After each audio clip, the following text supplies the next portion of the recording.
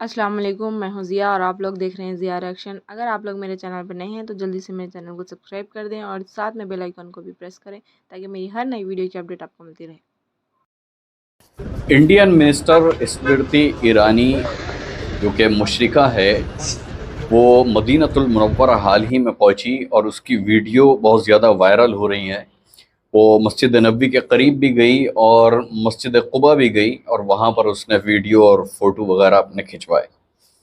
اس سب کو دیکھ کر مسلمانوں کے اندر بڑی تشویش ہے کہ آیا یہ صحیح ہے یا نہیں، اور ایک مشرک مدینۃ المنورہ کیسے جا سکتی ہے، یا وہاں کی حکومت نے اسے وہاں پر جانے کی کیسے اجازت دے دی۔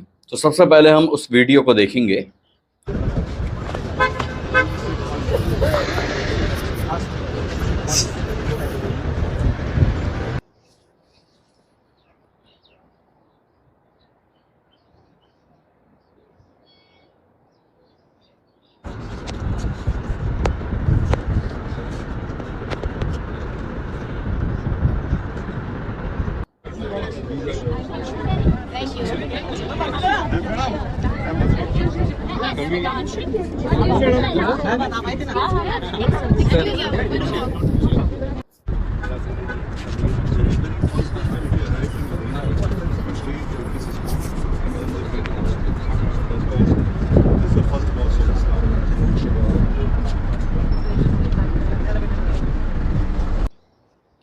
یہ تھی وہ ویڈیو جس کو دیکھ کر آپ کو بڑا تعجب ہوا ہوگا۔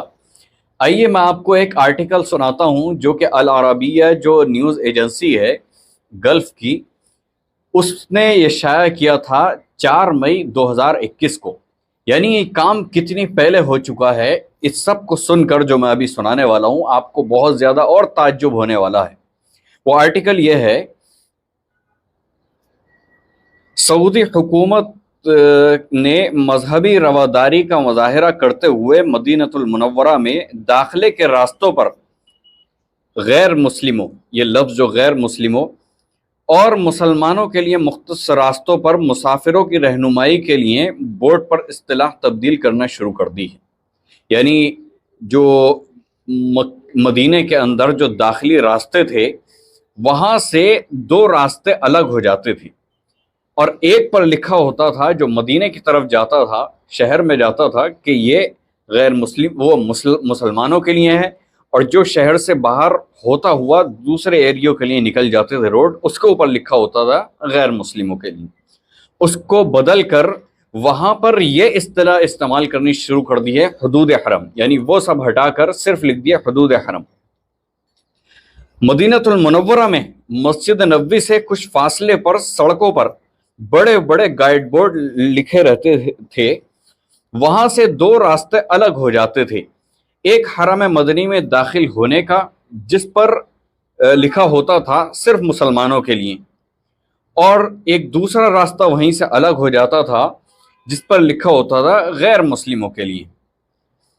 وہاں کی انتظامیہ نے ان بورڈز کو تبدیل کر دیا اور وہاں پر لکھ دیا ہے حدود حرم، صرف یہ اصطلاح استعمال کرنی شروع کر دی ہے۔ ماضی میں یہ عبارت مدینۃ المنورہ کے تقدس کے پیش نظر اس لیے اپنائی گئی تھی کیونکہ عام تاثر یہ تھا کہ حرم مکی کی طرح حرم مدنی میں بھی غیر مسلموں کو داخلہ ممنوع ہے۔ اسی طرح جو یہ گائیڈ بورڈ ہوتے ہیں، ماضی میں پرانے رسم الخط جو ہوتے تھے اسے ہٹا کر نئے رسم الخط یعنی نئے فونٹ جو آسان ہوتے ہیں اس کے اندر لکھنا شروع کر دیا ہے مسافروں کی آسانی کے لیے۔ یہ پیش رفت سعودی حکومت کی طرف سے عالمی ثقافتی اور بین الاقوامی برادری کے لیے رواداری کے اصولوں پر عمل درآمد کا ثبوت ہے۔ یعنی سعودی حکومت یہ تاثر دینا چاہتی ہے کہ جو عالم میں اور جو برادریاں ہیں ہم ان سے الگ نہیں ہیں، بلکہ یہ تو ہماری تہذیب ہے، ہمارا مذہب ہے، ہمارا تقدس ہے، وہ سب اپنی جگہ ہے، لیکن یہاں پر آپ لوگ آ سکتے ہیں، یہ ان کا کہنا ہے۔ اور آپسی جو تعلقات ہیں اس کو وسیع کرنے کے لیے یہ سب کرنا شروع کر دیا ہے، جو غیر مسلموں کے لیے جو اصطلاح تھی اسے ہٹانا شروع کر دیا ہے تاکہ ان لوگوں کو برا نہ لگے۔ مدینہ منورہ میں داخلے کے لیے مذہب کی کوئی قید نہیں ہے، مدینہ منورہ کے علاقے میں انتظامی طور پر 8 گورنریاں ہیں، یعنی جو مدینہ المنورہ جو ایک اسٹیٹ ہے، اس اسٹیٹ کے بھی ارد گرد 8 اسٹیٹ اس سے ملتی ہیں، جس میں یمبو ہے اور دیگر جو ہے وہ اسٹیٹ ہے۔ غیر مسلموں کے لیے داخلے پر ان سب میں کوئی پابندی نہیں ہے، مگر تاریخی اعتبار سے صرف حرم مدنی میں غیر مسلمانوں کے داخلے پر پابندی عائد ہے۔ یہ وہ مقام ہے جہاں حضور پاک صلی اللہ علیہ وسلم، صحابہ کرام رضوان اللہ تعالی علیہم اجمعین اور اہل بیت آرام فرما ہیں۔ غیر مسلم رکاوٹ، غیر مسلم روٹ۔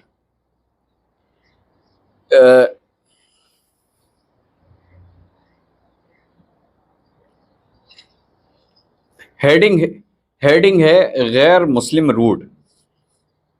انڈیپینڈنٹ عربی یعنی کوئی ادارہ ہے، اس نے مدینہ منورہ کے ریسرچ اسٹڈیز سینٹر کے ڈائریکٹر ڈاکٹر فہد الوہبی کا ایک بیان نقل کیا ہے، جس میں ان کا کہنا ہے کہ مدینہ المنورہ کا شہر کئی گروپوں کا مشترکہ کارنامہ تھا، یعنی جو مدینہ المنورہ جو شہر آباد ہوا ہے وہ کئی گروپوں کے ذریعے ہوا ہے، جس میں سب سے پہلے یمن سے ایک گروپ آیا جو انصار کہلایا، پھر اس کے بعد ایک گروپ آیا جو شام سے تھا، سیریا سے، وہ وہاں پر آ کر آباد ہوا، اور اس کے بعد بھی کافی اور گروپ آتے رہے اور وہاں پر آباد ہوتے رہے۔ جب حضرت صلی اللہ علیہ وسلم یہاں تشریف لائے تو یہاں پر کئی مذاہب کے پیروکار موجود تھے۔ آپ نے وہاں سے مذہب کی بنیاد پر کسی کو بے دخل نہیں کیا، بلکہ ان ہزاروں افراد کی سکونت کو تسلیم کیا گیا۔ مسلمانوں اور غیر مسلموں کے درمیان طے پانے والے امن معاہدوں میں، سماجی تحفظ کے معاہدوں میں غیر مسلموں کو مکمل تحفظ دیا گیا۔ آگے اور یہ لکھتے ہیں کہ اس حوالے سے ام المومنین حضرت عائشہ صدیقہ رضی اللہ عنہا ایک روایت بھی مروی ہے، ان سے آپ فرماتی ہیں کہ جب آپ علیہ الصلوۃ والسلام دنیا سے تشریف لے جا رہے تھے تو آپ علیہ الصلوۃ والسلام کی ذرا ایک یہود کے پاس رہن رکھی گئی تھی۔ علماء اس روایت کو مدینہ منورہ میں مسلمانوں اور یہودیوں کے درمیان تعلقات کے ایک ثبوت کے طور پر پیش کرتے ہیں۔ ڈاکٹر الوہبی کا کہنا ہے کہ نبی کریم صلی اللہ علیہ وسلم کی ذرا کا ایک یہودی کے یہاں رہن رکھنا مسلمانوں اور غیر مسلموں کے درمیان تجارتی لین دین کا ثبوت ہے۔ یہ لین دین خود نبی کریم صلی اللہ علیہ وسلم اور آپ کے بعد خلفائے راشدین کے دور میں بھی دیکھنے کو ملتا ہے۔ دوسری ہیڈنگ ہے اسلامی فقہ میں۔ فقی اعتبار سے حرم مکی کے برعکس حرم مدنی میں غیر مسلموں کے داخلے پر کوئی واضح امتناع اور پابندی نہیں، بلکہ بعض فقہا تاریخی حوالوں کو پیش کرتے ہوئے مدینہ منورہ میں غیر مسلموں کے تجارتی مقاصد اور تعمیرات کے لیے انہیں وہاں داخل ہونے کی اجازت کے قائل ہیں۔ اموی دور کا بادشاہ ولید بن عبد الملک نے مسجد نبوی کی توسیع کا کام نصارہ سے کرایا، تاہم اس حوالے سے علماء اور فقہا میں معمولی اختلاف بھی پایا جاتا ہے۔ ڈاکٹر فہد الوہبی کا کہنا ہے کہ مدینہ منورہ کا دینی مقام و مرتبہ اپنی جگہ مسلم ہے۔ آپ علیہ الصلوۃ والسلام نے اس شہر کو ایک نئی حیثیت دی۔ انہوں نے ایک حدیث کا بھی حوالہ دیا جس میں عیر سے سوڑ تک کے مقام کو حرم قرار دیا گیا ہے۔ حدیث کے الفاظ کے مطابق جبل عیر سے جبل سوڑ تک کے مقام کو حرم مدنی قرار دیا گیا۔ اس کے بعد آپ علیہ الصلوۃ والسلام نے ارشاد فرمایا جو کوئی اس میں بدعت شامل کرے گا یا اس کا سبب بن کر مسلمانوں کو اذیت دے گا، اس پر اللہ سبحانہ و تعالیٰ اور فرشتوں کی لعنت ہے، اور وہ آخرت میں اللہ سبحانہ و تعالیٰ کی رحمت سے مایوس ہوگا۔ اچھا، ہم یہاں پر حرم مکی جو ہے مکۃ المکرمہ، اس کی حیثیت کو بھی سمجھ لیتے ہیں کہ مسجد حرام اور مکۃ المکرمہ کی حیثیت یہاں تک ہے۔ اس کے لیے ایک تو واضح جو ہے وہ اصول اللہ سبحانہ و تعالیٰ نے حکم دیا ہے کہ یا ایھا الذین آمنوا انما المشرکون نجس فلا یقربوا المسجد الحرام بعد عامہم ھذا، کہ جو اے مومنو، یہ مشرکین جو ہے وہ نجس ہے اپنے کفر کی وجہ سے، اپنے شرک اور اپنی بدبختی کی وجہ سے، لہٰذا انہیں مسجد حرام کے پاس اگلے سال سے داخل مت ہونے دینا، یعنی اس سال کے بعد سے ان لوگوں کو اس کے ارد گرد بھی بھٹکنے مت دینا۔ لہٰذا اس کے بعد سے پابندی عائد ہو گئی، اور وہ پابندی اتنی سخت ہے کہ اگر کوئی غیر مسلم وہاں داخل ہو جاتا ہے تو وہ سزا کا مستحق ہوگا۔ اگر کوئی غیر مسلم چوری چھپے وہاں پر داخل ہو گیا اور مر گیا اور وہ دفن بھی ہو گیا تو اس کی لاش کو وہاں سے نکال کے پھینک دیا جائے گا، یہاں تک کہ اگر وہ مرا ہوا پرانا ہو گیا اور اس کی ہڈیاں بھی گل گئیں تو ان ہڈیوں کو بھی، بوسیدہ ہڈیوں کو بھی نکال کے وہاں سے پھینک دیا جائے گا۔ یہ وہاں کی سختی اور وہاں کا حکم ہے۔ لیکن مدینۃ المنورہ کے متعلق فقہاء میں جیسے انہوں نے کہا ہے اور علماء میں اختلاف رہا ہے۔ اچھا، ایک چیز اب یہاں پر ہم پوائنٹ پکڑتے ہیں کہ اگر قائل ہیں وہاں کے لوگ کہ وہاں پر مشرکین آ سکتے ہیں تو پہلے بورڈ کیوں لگائے گئے؟ اس سے پہلے تو کبھی نہیں دیکھا گیا کہ وہاں پر مشرکین داخل ہو رہے ہوں، یا اس سے پہلے کی جو حکومتیں آئیں انہوں نے بھی وہاں پر داخلہ نہیں ہونے دیا مشرکین کا۔ لیکن یہ جو بورڈ ہٹائے جا رہے ہیں تو اس کا مطلب لگے کیوں تھے، لگائے کیوں گئے تھے، وہ کون لوگ تھے جنہوں نے لگائے، اور اس وقت ان کو ہٹانے کی کیا ضرورت پیش آن پڑی؟ غیر مسلموں کو خوش کرنے کے لیے اور ان کی خوشنودی حاصل کرنے کے لیے ان الفاظوں کو ہٹانا کہ غیر مسلم یہاں سے گزر نہیں سکتے اور مسلمان گزر سکتے ہیں اور جا سکتے ہیں، اور پھر ایک مشرکہ کو وہاں کا دورہ کرانا، یہ سب کہاں تک صحیح ہے کہاں تک غلط ہے وہ آپ اسی آرٹیکل کے ذریعے سمجھ چکے ہوں گے۔ اللہ سبحانہ و تعالیٰ پوری امت کی رہنمائی فرمائے، پوری امت کو ہدایت عطا فرمائے، اور اللہ سبحانہ و تعالیٰ پوری امت اسلامیہ کے اوپر رحم کا، کرم کا، عافیت کا معاملہ فرمائے۔ ہمارے اس چینل کو سبسکرائب کریں، اس ویڈیو کو لائک کریں، اور آپ کی اس متعلق کیا رائے ہے وہ ہمیں کمنٹ میں بتائیں، اور اس ویڈیو کو زیادہ سے زیادہ شیئر کریں۔ جو لوگوں کے اندر ایک تشویش کا ماحول ہے وہ اس کے ذریعے ضرور دور ہوگا۔ وآخر دعوانا الحمدللہ رب العالمین، والسلام علیکم ورحمۃ اللہ وبرکاتہ۔ اگر آپ لوگ ایک ایسی پارٹ ٹائم یا آن لائن اپارچونیٹی کی تلاش میں ہوں تو آپ کی تلاش ختم ہو گئی۔ میں آپ کو بتاتی ہوں ایک ایسی اپارچونیٹی کے بارے میں جس سے گھر بیٹھے ارن کر سکتے ہو اور اپنے ڈیجیٹل اسکلس کو بھی ڈیولپ کر سکتے ہو۔ اس کے بارے میں مزید جاننے کے لیے مجھے انسٹاگرام پر فالو کریں، ڈی ایم کریں، یا اس دیے گئے نمبر پر واٹس ایپ کریں۔ پروف اینڈ لیگلٹیز کے لیے آپ انسٹاگرام پر میرے ہائی لائٹ چیک کر سکتے ہو۔